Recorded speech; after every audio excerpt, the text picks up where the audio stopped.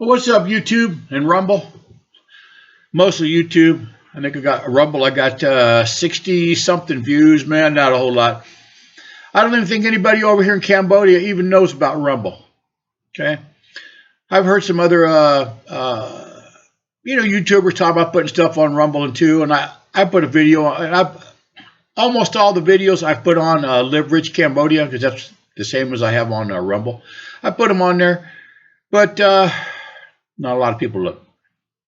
Nobody's left any comments. Only have 2 subscribers, and one of them is me. Oh, I don't know who the other person is, but thank you. Anyways, like I said, I'm getting ready to go to the U.S. next week. Don't really want to. Dug out I got a couple big suitcases. I go over there pretty light, but I come back heavy. I go over there with just some clothes, but when I come back, man, I bring back all kinds of supplies and vitamins and Advils and just a lot of stuff that you can get over here, but it's a little bit pricey.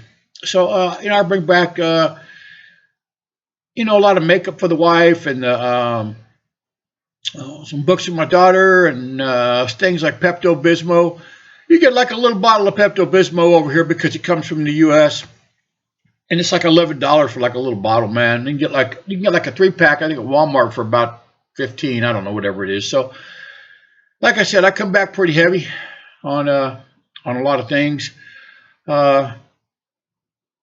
Anyways, but kind of getting my my stuff already opened up on the spare bedroom. Opened up the suitcases. Kind of got everything starting to get laid out, and it's just kind of like I said, I don't really want to leave my wife and daughter here, man, even though I can talk to them every day. I used to talk to them all the time, man, when I was living in the USA, and then they were living over here. I talked to them at least 2 or 3 times a day on back when they had Skype and stuff. But I'm really gonna miss them, man. I've been here now for last 4 years, and really gonna miss them.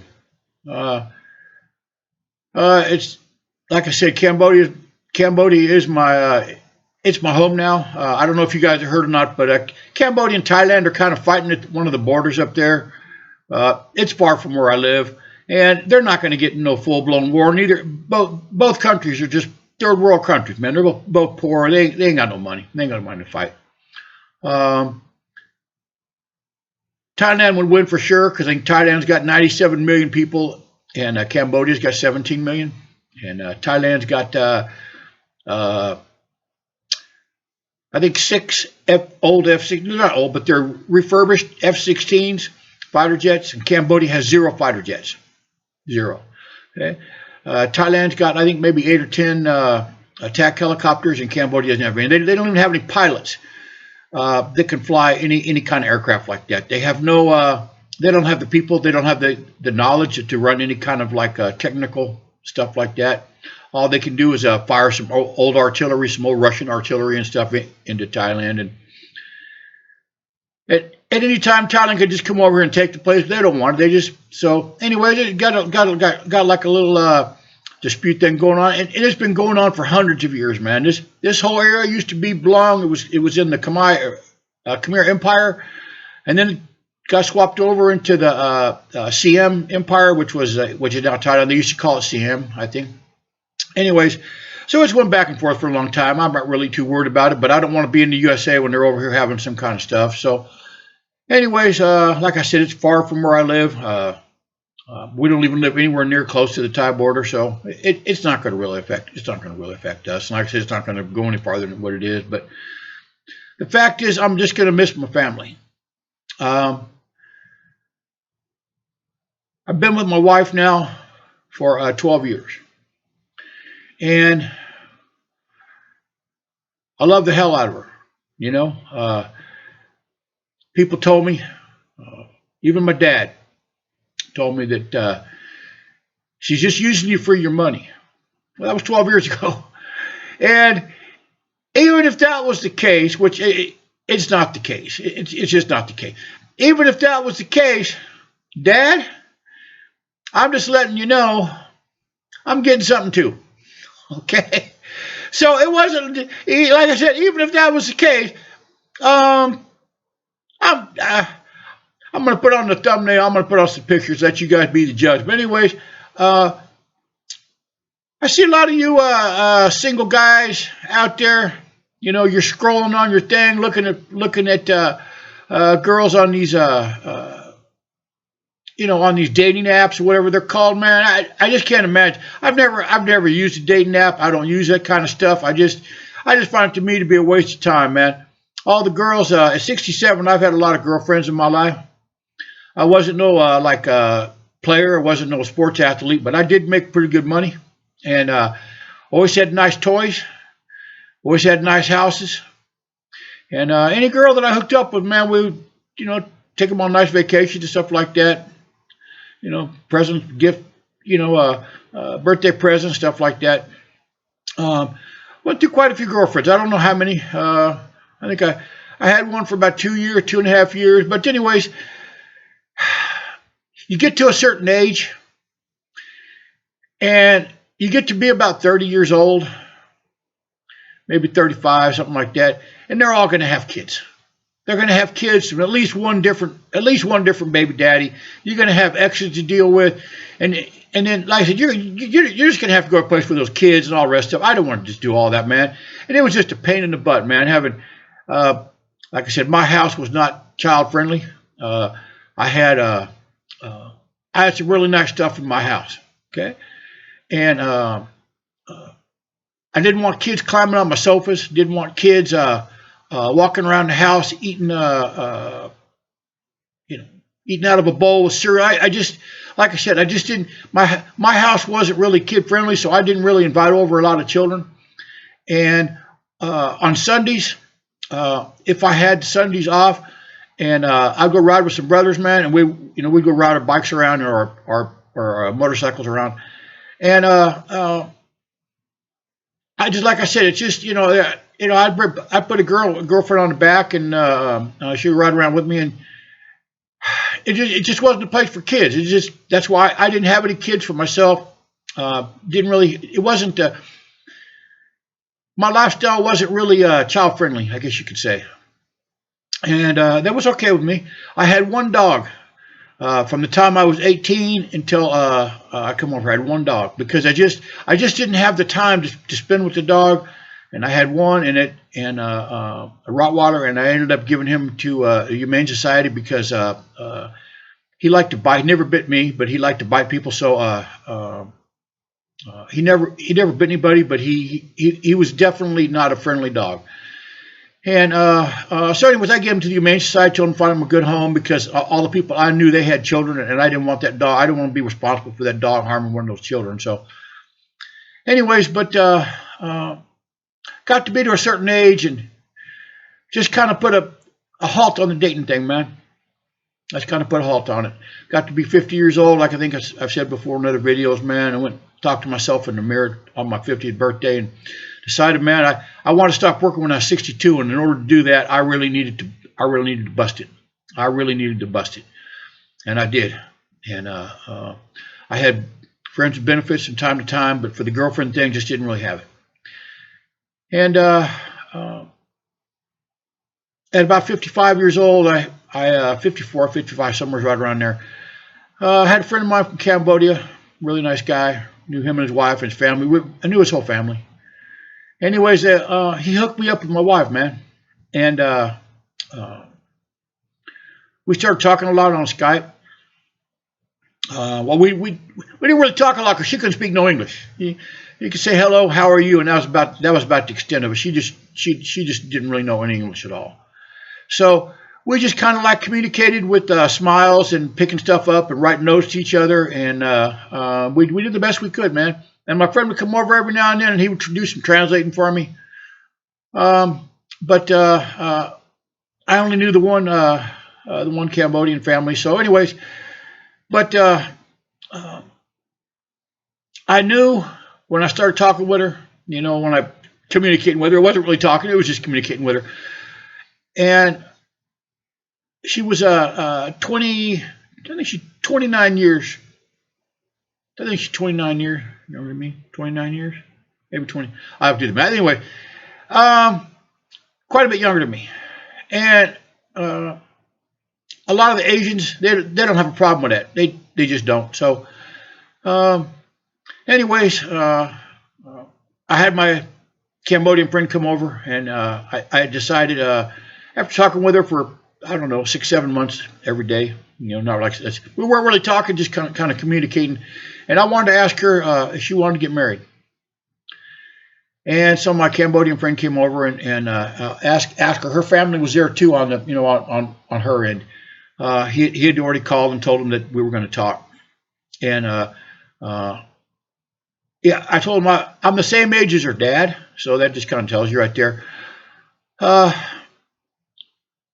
I kind of told her that I said, right now I'm really busy with work, and I got my property management business going on, and I was working at a machine shop. One of the top machinists they had there, made really good money there. I ran a lot of equipment, and I told her I was doing that in my property management. So I didn't really have time for a girlfriend. Number one, number two. The ladies around my age were just all effed up. Okay, they were leftovers. They were something wrong with them with the change of life thing. They were having to take too many hormones or not enough hormones or not whatever the situation. They had grandkids and exes and I just didn't want to deal with any more of that, man. I just did not. So when I found me a nice, beautiful young Asian wife who was willing to marry me, and I told her, I said, I know I'm older than you, and I will more than likely die before you, but I'll make you a promise right here and now. And when I make a promise to somebody, I keep my promise. Okay, that's being a man. It's what they call being a stand-up guy, man. And you can ask anybody if you know anybody in the USA, man, knows me. You ask them, and they're going to tell you straight up, I'm a stand-up guy. They might not like me, but they're going to tell you I'm a straight stand-up guy. I don't lie. I ain't gonna steal nothing from you. I'm just. You can see me on my YouTube channel. That's just the way I am, man. This is what you see right here is the way I am. Okay. I call it like it is. Okay. Anyway, I told her that I said I know I'm a lot older than you, but if you marry me, I'll take care of you for the rest of my life, and more than likely for the rest of your life. I'm gonna make sure she's taken care of. But unless she just goes totally crazy and goes to casinos, she's not going to have to worry about nothing. So anyways, she said okay, and I came over here and we got married. I could only stay for a couple weeks because, like I said, I worked in a machine shop, and some of the equipment that I ran, not a lot of people knew how to really run it the same way I did. Plus, I had my property management business, and I had people working. I just had a lot going on, so I could only stay for a couple of weeks, which kind of sucked. But anyways, I got to meet her for the first time in live, and by that time, she spoke a little bit more English, and we went through the marriage, the wedding ceremony, and all the rest of that stuff. We went on a little honeymoon and everything. But she didn't have no exes, no other children, no other baby daddy, no other boyfriend, just me. I was the first guy. So it was kind of refreshing, man. It was kind of refreshing. It was kind of fun to get to know somebody from a different culture like that. And she's been my wife ever since, man. Been a really good wife, man. She's taken care of me through 3 surgeries that I've had. I've been sick a few times. She takes care of me. You guys have seen my house. My house is spotless. She's a good mom. She cooks good. She takes care of my house. Takes care of me. And I made the right decision. Okay. I got out of that place where all those crazy, just crazy ass American girls are, and I'm sure there's some good ones. I'm really sure there's some good ones. I got some friends of mine, man. They got some really good wives, but the ones that I was meeting was just, like I said, just had a lot of issues and stuff, and I just didn't want to deal. I just did not want to deal with their baggage. I just didn't. Everybody has baggage, but I didn't want to deal with their baggage. And like I said, with the kids, grandkids, and the exes, and all the rest of that stuff. You know what I mean? And you go to some of these ladies' houses, man, you walk up to the front door and you can smell the cats already. I don't like cats that much.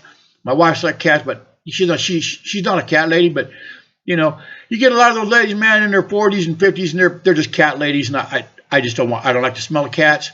I don't want them around me. And even some of those ladies that come to my house, man, I can still smell cat on them. So, anyways, like I said, I came over here to Southeast Asia, to Cambodia, and found me a good wife. And there is so many for you older guys, or really for any of you guys, man. There is some really absolutely stunningly beautiful Cambodian women over here. Okay, my wife's a little bit taller. She's taller than most Asians. She's taller than most Cambodians.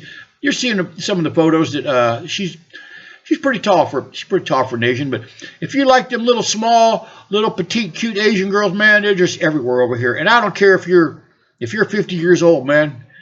I think the age of consent in Cambodia is 15. Now, I'm not telling you to go with a 15-year-old girl, but that is the age of consent here. So. But you can definitely find you 18, 19, 20, 21-year-old Cambodian girl. I was out riding my bike around a lot, and I used to go to this one little coffee shop, take me a break and drink me some of their coffee. And there's a girl that worked in there. I don't remember her name. I don't remember her name. It's been a couple of years ago. And she was 17. And I think she kind of had a crush on me because I was a foreigner and I was the only foreigner. She could speak some English. She could speak some English. We would use Translate on the phone, but she told me that I was the first foreigner she'd ever talked to in her life. She was 17. And I'd go in there, like I said, I ride my bicycle around. I'd always go in there and get coffee and sit over there, and she'd come sit at the table and talk to me unless somebody else came in to get coffee or something. And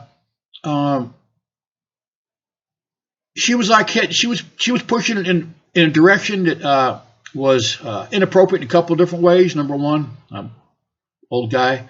Number two, I'm married. And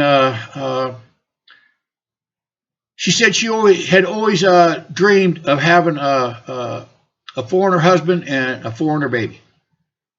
And I was the only foreigner that she knew. So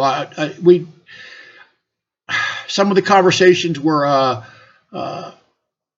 that we had were, like I said, I could see them kind of going in a direction that I didn't really feel comfortable in them going. So I just stopped going there. I just stopped going down into that little village. I don't know what happened to her. I just like I said, I could kind of see where it was going. But anyways, you guys can you guys that are fed up with all these American girls with all their tattoos and they're acting crazy and got babies all over the place and can't take care of living with the money. You guys got a place, man. Like I said, if you got a college degree or you got some experience, man, like I said, I could run I'm sure I could jump right into a machine shop over. I don't know if they have the advanced equipment that I was running, but nevertheless, I could run into a machine shop and run old school mills and stuff, old school lathes, or I could run high tech stuff, whatever they got. But if you guys have any kind of like knowledge, any kind of skills, especially if you got a degree in engineering or science or by any kind of those things, man, teaching, even if you don't have a degree, man, I was a teacher and I didn't have no teaching degree. You guys can come over here, man, hook up with one of these nice Asian girls, man, and they don't play around. Seldom do you ever hear about an Asian girl out sleeping around.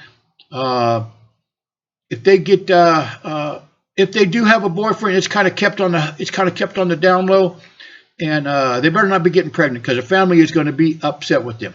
Okay, so like I said, I'm going to put on the thumbnail. I'll put in the description a few things, and like I said, Cambodia is a third world country. You can see by my videos I put out yesterday, there are some beautiful places downtown, but there are also some tore up villages, man, over here. But if you meet a girl over here, now, like I said, if you're a tourist and you're coming over here walking around in the downtown area with a backpack on, some shorts and flip-flops and a t-shirt, they're going to know right off you're a tourist. They ain't got nothing to do with you. Okay, that's just for the boom boom girls to take care of you on that. But if you come over here and you're working here and they know that you're going to be staying here for a while, they're going to be all over you, man. They're going to be all over you. You're going to have your choice. Like I said, you find one of these poor girls lives out here in just absolute unbelievable poverty in the village, and and she's 20, 30 years younger than you. That's not going to be a big thing. She'd be more than happy to hook up with you. And people say, yeah, but they just want you for the money. Well, what do you think all that? I mean, that's what everyone does, right? That's what everyone does,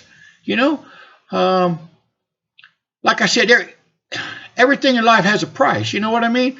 And I would tell my friends, some of them come, what they call my friends, I don't know. I tell some people back in the USA, man, they'd say, man, she just what you with for the money when I'd be over there working and she'd be over here. And I said, number one, she lives at home with her mom and dad. She doesn't run around. She's not that kind of girl. She's not out running around with the stuff. And number two, I just show them a picture of her and say, this, okay, even if she is using me for the money, I'm getting something. Look at that.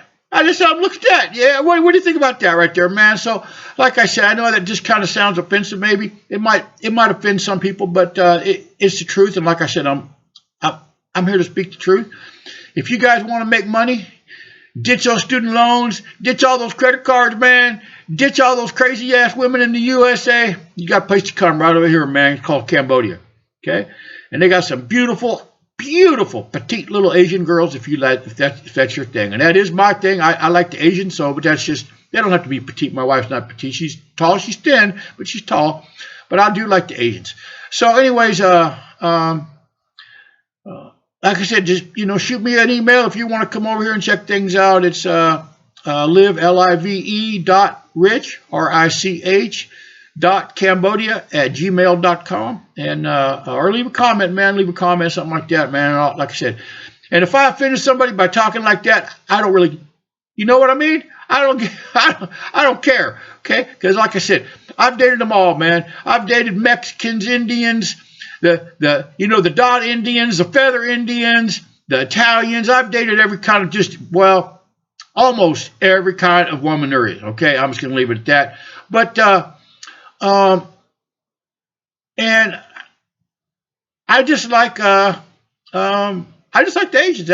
That's just my own personal preference. You do whatever, you do you, I'll do me. But I like the Asian thing. So anyways, but I'll leave with that. But like I said, you gotta look at that thumbnail, man. I'm gonna leave a couple thumbnails on there, man. You guys see what you think about that. Like I said, there's a lot of them over here, man. There's a lot of them over here, and they love us foreigners. They love us white-skinned foreigners, man. I can't tell you how much they love us white-skinned foreigners, right? Okay. I'll talk to you guys later. Bye.